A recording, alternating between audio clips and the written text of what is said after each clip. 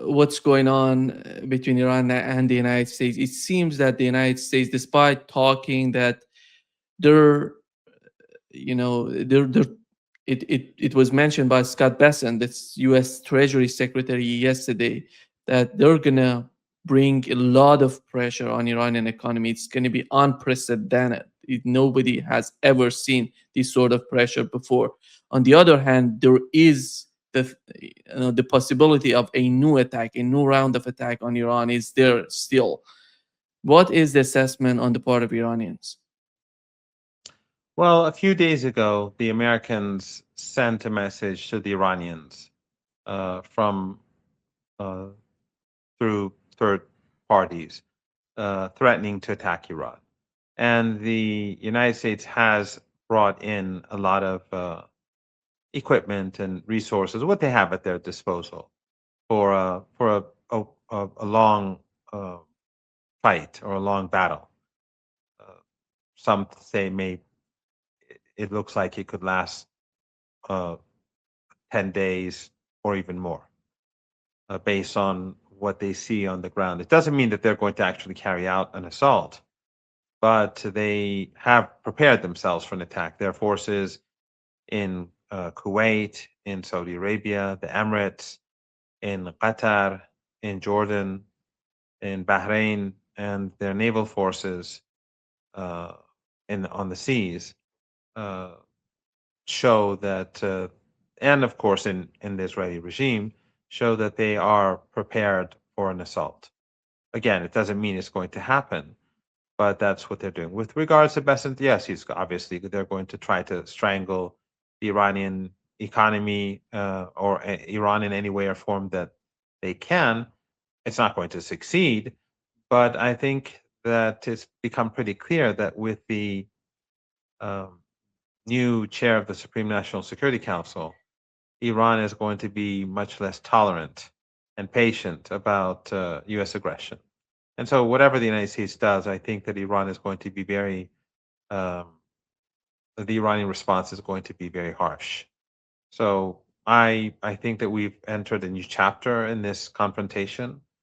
The Iranians have decided that enough is enough, that we have shown the world and our friends and people of the region and our own people that we have tried negotiations and that the Americans are just simply incapable of negotiating and incapable of carrying out their commitments.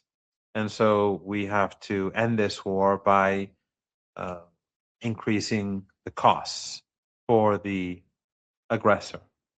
So the war is not over. I mean, there's quiet right now, but uh, this quiet is can be very misleading. And of course, as we speak, the Strait of Hormuz is shut. I mean, limited numbers of ships do go through with Iranian consent, uh, for the most part, actually. Even, I mean, those that go through the Iranian corridor, of course, they have consent, and some that go through the alongside the uh, Omani coast. Some of them they go with Iranian consent. They they're afraid to use the Iranian corridor, and in some cases, there's like minor deals done between Iran and some of these countries where they back off on some of their policies that have been imposed upon them by the Americans, and the Iranians give them some extra breathing space. So a lot of that goes on, and it goes up and down, obviously, as events uh, change and circumstances change. If they attack, if they're preparing to attack, which countries are the main hub, are the main, location of these weapons that they're sending? Is it in Jordan? Is it in Kuwait, Bahrain? Where is it right now? They're Where everywhere. gather They're everything? everywhere. Yeah, they're everywhere. I mean, they've moved some of their capabilities further away from Iran, as we all know, because Iran was destroying a lot of their key assets. So they had to move a lot of their assets further away. which makes it much more expensive and difficult to attack Iran. But they do have lots of assets still in the region, and of course they're working in northern Iraq as well. I don't know what U.S. Uh, what sort of presence the United States has in northern Iraq, but in the Persian Gulf region, their presence is still very significant. We had in the last 2 days, we had Iranian attacks in the northern part of Iraq, in Iraqi Kurdistan. It seems that they still believe that these people are going to do something on that, on that border. But is it all about the U.S. forces there, or is a threat of those people who are part of the region, who live in the region? They're not. I mean, the troops that would be used in northern Iraq, uh, just like alongside the Pakistani border with Iran, would not be NATO troops or U.S. troops, but they would be proxies. So they would be terror organizations. Some of them Kurdish separatists, but there are others as well that have bases there or have a presence there. So they would act as U.S. proxies, and so the Iranians have been striking them for a very long period of time. They've carried out operations inside northern Iraq and arrested some of these people and killed some others. The Iranians have warned the local Kurdish government in northern Iraq that if a major operation is carried out against the Iranian people, that Iran will blame them. And they are very worried too. On the one hand, they're under pressure from the Israelis and the Americans who have been their allies. And on the other hand, they are afraid of the wrath of both Iran and the Iraqi resistance. So they're stuck in the middle. But all these bases that have been created in northern Iraq were created under their nose and with their consent. They know exactly what's going on, and they allowed this to happen. Um, in in the United States, so it doesn't necessarily have a great presence there with regard, meaning its own military personnel. Just like in Pakistan, and I doubt there are any uh, Americans, except for probably CIA, dealing directly with these people on the ground in Pakistan against Iran. But those groups are being assisted by the United States and the Israeli regime, and probably others. Yesterday, we heard two CIA or Mossad agents were killed in Baluchistan. I don't know if there was something of that sort in Iranian media. Is there any sort of report, or it was somehow a rumor? In Iranian, the province of Sistan and Yeah, Baluchistan, or in it was Pakistan? no, in Iran they were killed. I haven't seen that. You saw it in the Iranian media? Media? No, I saw it from in the Western media. It wasn't in Iranian media. No, it wasn't a prominent sort of source. It wasn't mainstream media. That's why I mentioned it as a rumor. I don't know if what is the situation with that border between Iran and Pakistan, which is so much important because they're always there. Because of the history, we know that CIA and Mossad are active in that region. Well, Pakistan is a very complicated country, and it doesn't have a great deal of control over its border with Iran. Part of it is because of the poverty that exists, and the government budget is very limited.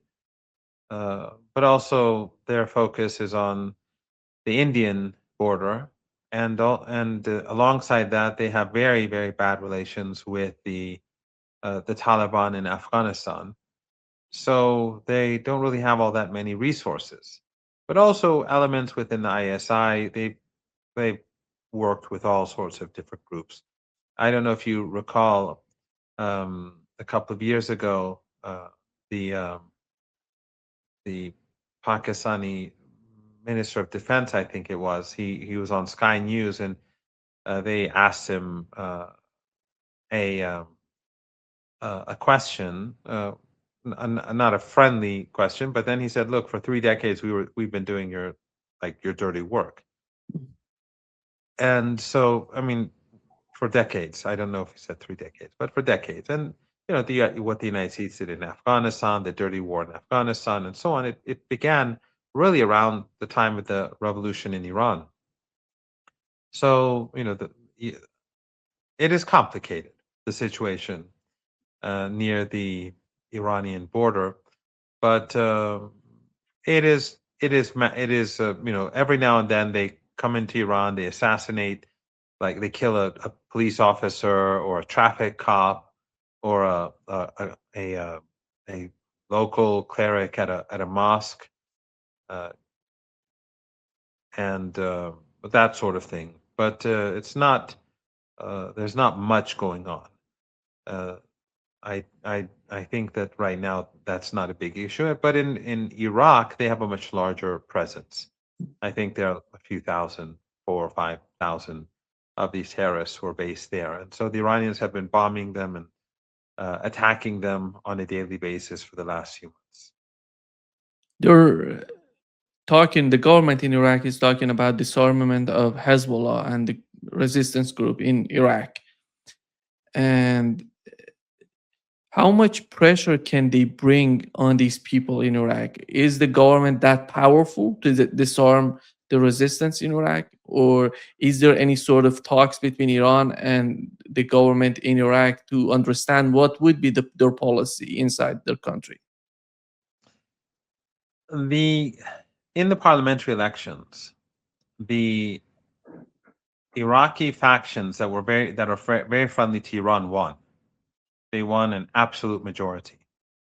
So the Iraqi government in general is very friendly to Iran. But the Americans have a stranglehold over the Iraqi people. All the Iraqi oil that is sold, the money goes to a U.S. bank, and then the United States decides what to give to Iraq. That's how it is. That's that horrible. It's that it's like uh, Iraq is not an independent country. It is the Americans have hold the people by the throat, and if they don't obey, they strangle the country. So 2 3 days ago, I don't know if they've been if, but I know that I was told 2 3 days ago that Iraqi government employees haven't had their wages for a couple of months now. So the Americans withhold Iraqi money to force the Iraqi government to do what it wishes. But on the other hand, we saw the funerals in Najaf, in the holy cities of Najaf and Karbala for Ayatollah Khamenei, and we know where the Iraqi people stand, both in the elections, but also in the funeral. So there is a battle going on between the Trump regime and the Iraqi people. So the government of Iraq, is sort of it's in a very difficult situation. It's quite clear that its heart is with the Iranian people, but it's under immense pressure. I don't think that it will be possible to disarm the resistance in Iraq. But I think you're going to see this sort of situation continue for the time being.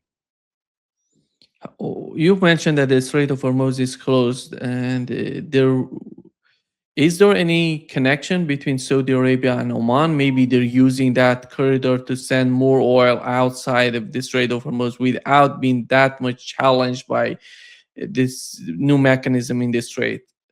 Because there are people talking about this. Yeah, the Saudis are not benefiting that much from it. Uh, the Emirates is probably benefiting more than anyone else.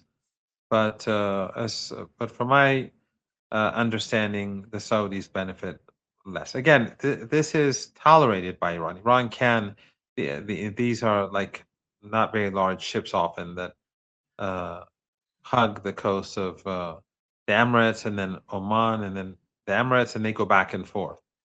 And the Iranians can sink these ships with missiles, but sometimes they hit them with missiles, sometimes they hit them with drones as a you know to warn to give them light punishment, and sometimes they tolerate them, as I said, because of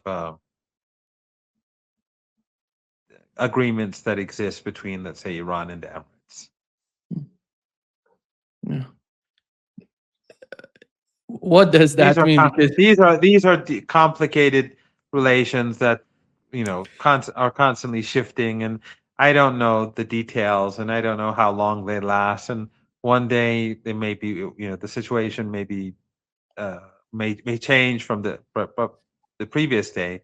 But there are dealings that go on between Iran and some of the countries in the Persian Gulf. the policy is whatever, if they attack or if they decide to put pressure economically on Iran, which was mentioned by Scott Bessent, the whole case is based on how tolerant Iran as a country would be. And where is Iran today? Where is the situation, where the economy, with the way that the people see the conflict, the war? Because after all, this war is so important for Iran as a country, because if they give up the Strait of Hormuz, that means a lot for Iran for forever. It's not going to be for a decade or 2 decades. It's going to be forever. What is the sentiment in Iran? Oh, the Iranians are not going to give up the Strait of Hormuz. That's that's finished. That debate was over on day one uh, after the war started. That's for certain. And if the United States does escalate, whether militarily or economically, the Iranians are going to escalate. As I said, the new chair of the Supreme National Security Council is itself a major signal and message to the United States and the Israeli regime that Iran is going to be far less tolerant about aggression, and Iran's response will be much more severe. So it doesn't matter what type of aggression it is. It's just Iran is going to make life for them much more miserable if they try to make life for Iranians more miserable. Uh, of course, the Iranians were not. In the past, they hit back hard, and during the past few months, Iran obviously had the upper hand, and that's why people say the Iranians hold the cards, as we often hear in the West. But I think now Iran is going to be significantly more assertive and more tough in dealing with Trump and Netanyahu and whoever is associated with them. And one other thing is that Iran's tolerance and patience in the Strait of Hormuz can change. I mean, right now, Iran is allowing some ships to go through for different reasons. Some countries were not at war with Iran. Some countries are friendly to Iran. Some countries in the Persian Gulf do deals with Iran. But if the Americans try a new method to strangle Iran, then the Iranians will strangle the U.S. economy further. But we've heard yesterday Donald Trump saying that the Strait is going to be owned by the United States sooner or later. Here is what he said. And after we finish defeating Iran, which is being very badly defeated, pretty soon I'll be declaring the Hormuz Strait a territory of the United States. Yeah. How? Look at those seals in the background, just clapping. Like in a zoo or something. Anyway, I'm sure just most shows of that them don't know what Donald Trump is talking about. they're mostly the MAGA cult. The less intelligent and more uneducated people in the United States. Not that all the intelligent, the educated and intelligent people are much better. I mean, I remember Hillary Clinton called Trump's supporters deplorables, if I'm not mistaken. And she said like half of them are deplorables, and she was right. But she's just as deplorable herself, and so are the people who surround her and the likes of her. But in any case, these people are pretty ignorant. Yeah, I would assume. When it comes to the new mechanism of the Strait of Hormuz, how much of the negotiations or what has happened so far is positive, or are they getting to the final stage? And what is the current situation between the two, Iran and Oman? The negotiations are over. They've been over for a long time now. There's no disagreement between Iran and Oman. They're just not going to declare an agreement because there's no need to. It's only going to help. Trump will say, "Well, we won," when it has nothing to do with Trump.